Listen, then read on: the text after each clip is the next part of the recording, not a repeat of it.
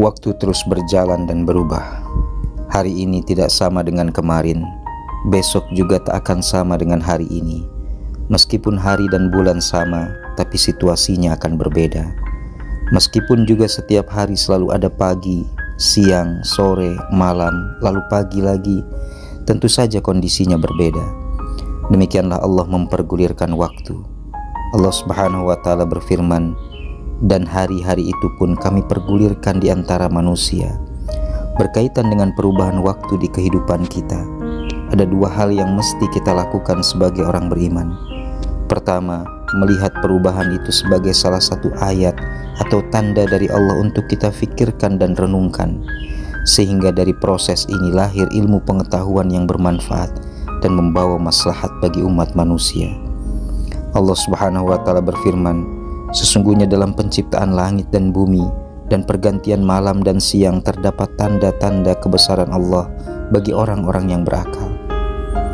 Imam Ibnu Katsir dalam tafsirnya menyebutkan, Syekh Abu Sulaiman Ad-Darani mengatakan, "Sesungguhnya bila aku keluar dari rumahku, tiada sesuatu pun yang terlihat oleh mataku, melainkan aku melihat bahwa Allah telah memberikan suatu nikmat kepadaku padanya, dan bagiku di dalamnya terkandung pelajaran."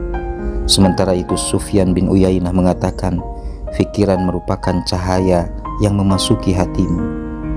Kedua, perubahan itu menjadi kesempatan kita untuk mengisinya dengan amal-amal soleh dan ibadah, wujud nyata posisi kita sebagai hamba dan khalifah Allah di muka bumi. Perubahan itu mesti menjadikan orang beriman terus berkembang menjadi lebih baik dari waktu ke waktu, tak hanya di mata sesama, tapi juga di mata Allah. Dengan kata lain, perubahan itu membuat kualitas diri terus naik. Dalam hadis disebutkan, seorang laki-laki bertanya, "Wahai Rasulullah, siapakah manusia yang terbaik?" Beliau menjawab, "Orang yang panjang umurnya dan baik amalnya." Dia bertanya lagi, "Lalu siapakah orang yang terburuk?" Beliau menjawab, "Orang yang berumur panjang dan buruk amalnya." Allah Subhanahu wa Ta'ala menyebut bahwa orang yang tidak bisa mengisi waktu dengan amal soleh termasuk orang yang merugi, tak hanya di dunia tetapi juga di akhirat. Ibnu Qayyim Al-Jauziyah dalam kitabnya memberikan nasihat, waktu manusia adalah umur yang sebenarnya. Waktu tersebut adalah waktu yang dimanfaatkan untuk mendapatkan kehidupan yang abadi, penuh kenikmatan dan terbebas dari kesempitan dan azab yang pedih. Ketahuilah bahwa berlalunya waktu lebih cepat dari berjalannya awan. Barang siapa yang waktunya hanya untuk ketaatan dan beribadah pada Allah, maka itulah waktu dan umurnya yang sebenarnya. Selain itu, tidak dinilai sebagai kehidupannya. Allah Subhanahu wa Ta'ala sudah menetapkan perguliran waktu.